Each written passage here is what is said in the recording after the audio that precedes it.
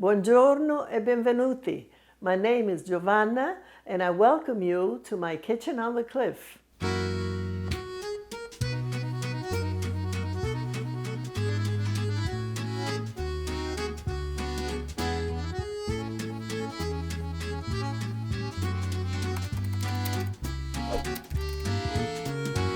Today we're making ossobuco, one of the favorites in Italian cuisine.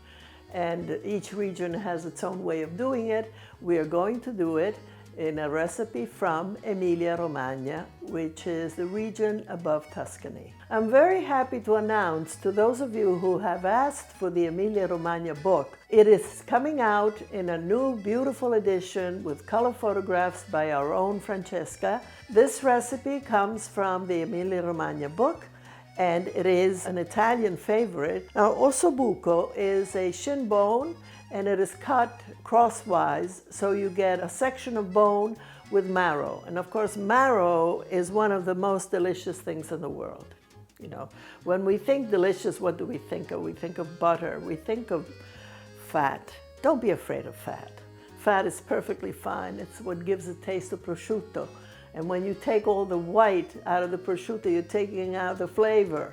Okay, well, that's a different story. Marrow has always been prized as something that you put on a piece of good bread and you just enjoy it. I like to put a sprinkle of salt. Americans are generally not familiar with bone marrow, but it is a delicious topping for bread. You just spread it on bread, a sprinkle of salt, and it's divine.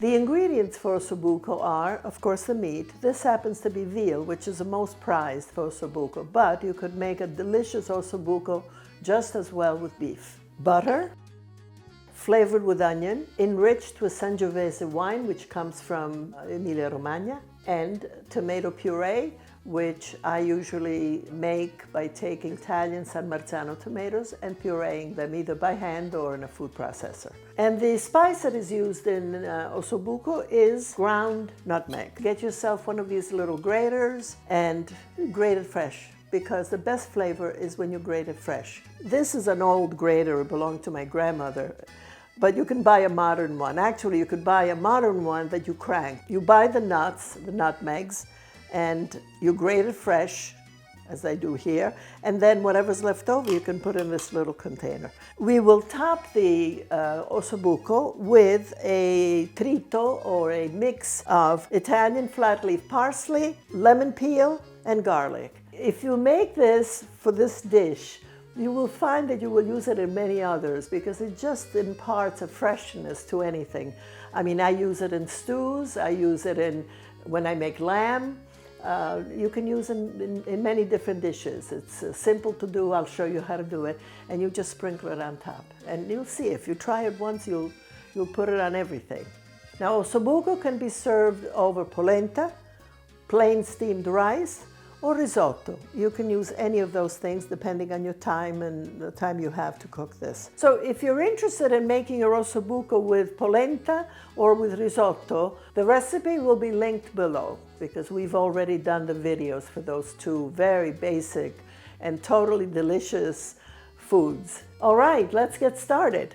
Before we cook ossobuco, we always tie it because it can spread and break, and this way the whole thing stays together. So we're going to make a knot here. This will keep it from breaking up as it cooks. Otherwise you'll have little pieces of meat here and there. This will keep it all together. Now we're ready to go into the kitchen and start our ossobuco. But before that, I would like you to look at my apron. I'll go back. This was a collaboration between two of my very favorite people. The first one is our Francesca, who brought this beautiful bag from Florence. Well, I had so many bags that one of my very creative and skilled friends, my friend Heather, made this apron. Look. So we're cooking with David today. Before we begin, we're going to salt and pepper both sides of your ossobuco. Now we're going to turn it to the other side. By the way, I do this when I do hamburgers because it sears the meat very well. So you get nice browning on both sides, which gives a tremendous amount of flavor. Now we're going to begin with 2 tablespoons of butter. Right, we melt the butter. By the way, for those of you who can't use butter, you can use olive oil for this. It'll be equally delicious, just slightly different flavor profile. Right, let's melt the butter and get it nice and bubbly. That means that it's hot and it will sear the meat very quickly. Because we want to keep the juices in the meat. So we want to sear it quickly and then cook it slowly. In goes the meat. You hear it? Remember that you cook with all your senses. You cook with your nose and with your eyes and with your ears. When you begin to smell the fragrance of the meat, you turn it, but not before. You have to have patience. I know that it's hard to just look at something cooking, but give it a little time.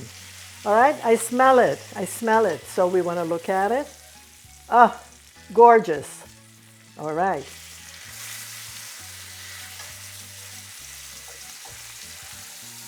You listen a little less, but it's okay. All these brown bits are the flavor. This is all flavor. You need patience to brown meat, always, because all these brown bits are going to be the flavor in the sauce. So you want to really brown them, take the time, don't rush this. Then you have, a few hours left over to relax and do crossword puzzles or something. So I'm going to turn this and give it a little bit more time. You see how the meat is expanding right here? That's why we tied it. Otherwise, these pieces would all sort of disintegrate. We want to keep it together because it makes a nice presentation. Of course, before you present it, you take the string out. Okay. Now we have all that flavored butter, and we're going to put our onion. Right? I quartered the onion. That makes it very easy to take out the peel.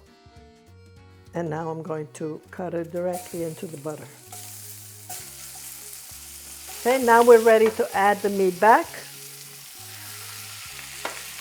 and to add our wine. We give it maybe 2 minutes on each side so that it absorbs the wine. Meanwhile, the alcohol is evaporating. So you never have to worry about alcohol in sauces because at this point of cooking, the alcohol will evaporate. Right? I'm going to turn, you see, the result of absorbing the wine. Going to turn both of them. Okay. I'm going to give it 2 minutes on this side. The meat is well browned, and now we're going to add the tomato. And what you want here is to not quite cover the meat. Just let it come up the sides. And I don't want to miss any of this, so I'm going to add a little water.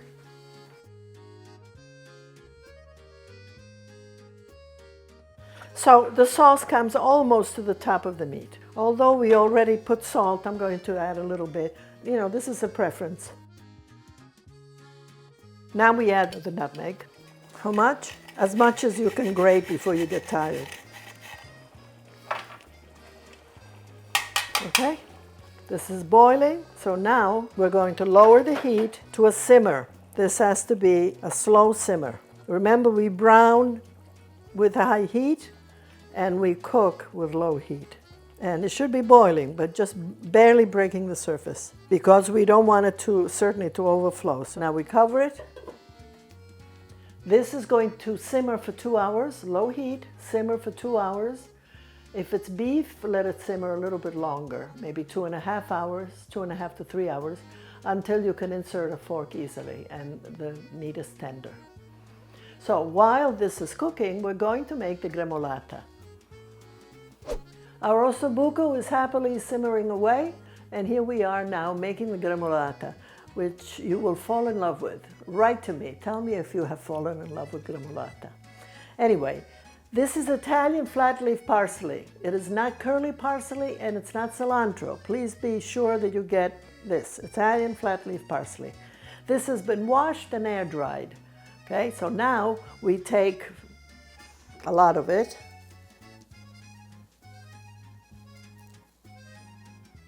Okay, I'm going to take the stems off.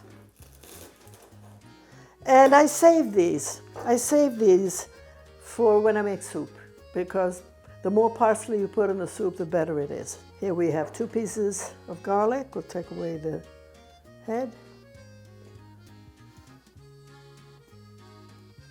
Okay, I'm going to cut it. Okay, this is just sliced.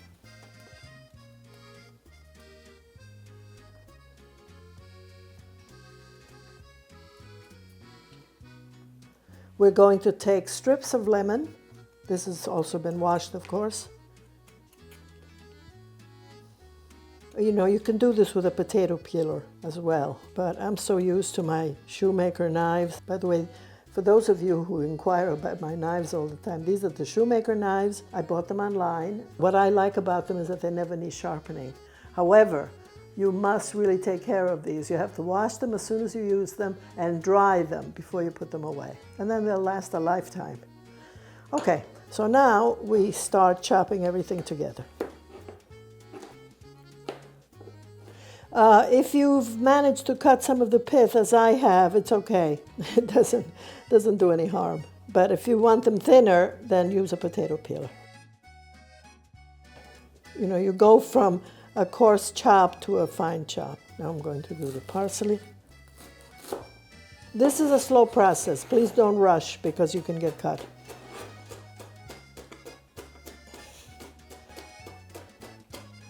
I kind of like the tiny bits of lemon.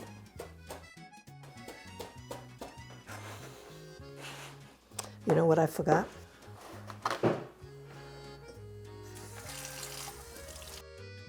I'm putting a wet paper towel under the cutting board because it's sliding. Just a dishcloth or a paper towel will do it. Okay? That will not move.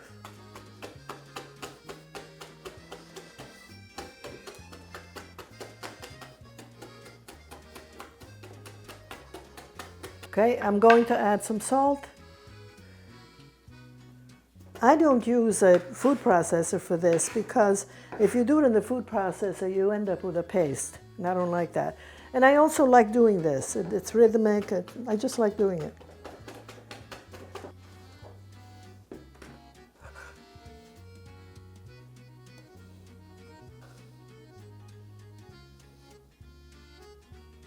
Okay.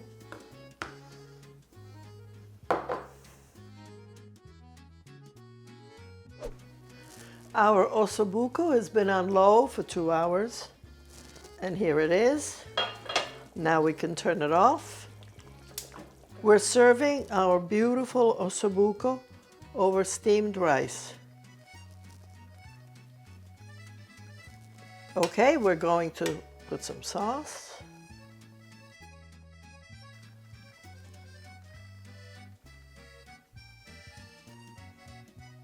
Gremolata. You see how it gives it that beautiful color? Ooh.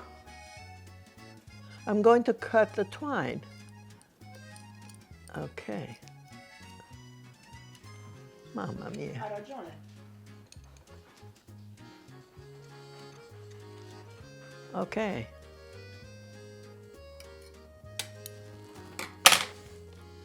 Now you know how to make ossobuco. So today, for the tasting, we have our daughter, Nicoletta. So the first thing we're going to taste is the marrow. Oh, here it is. Prairie butter. You see, it is like butter.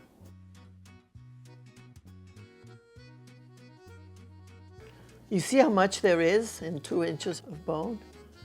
This is delicious prairie butter. So now let's get a piece of ossobuco, un po' di riso. Sì,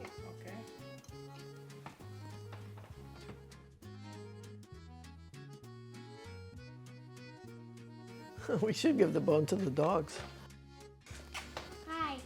Buon appetito. Buon appetito.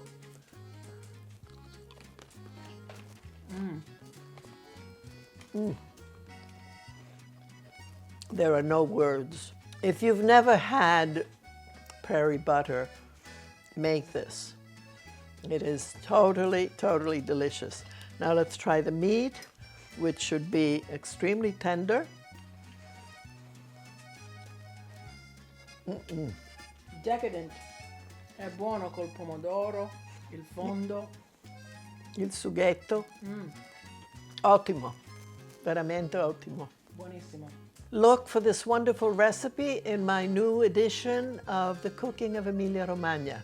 There will be a link on the bottom of this, in the direction box. Where? What kind of box? The new edition of the Cooking of Emilia-Romagna will be coming out soon. Do pre-order it and find this recipe in it and many, many other delicious recipes. This dish is too delicious for words. Make it for your special occasions, but make it also for everyday fabulous dinners. Thank you so much for watching. Don't forget to subscribe. Ciao cari amici! Alla prossima volta!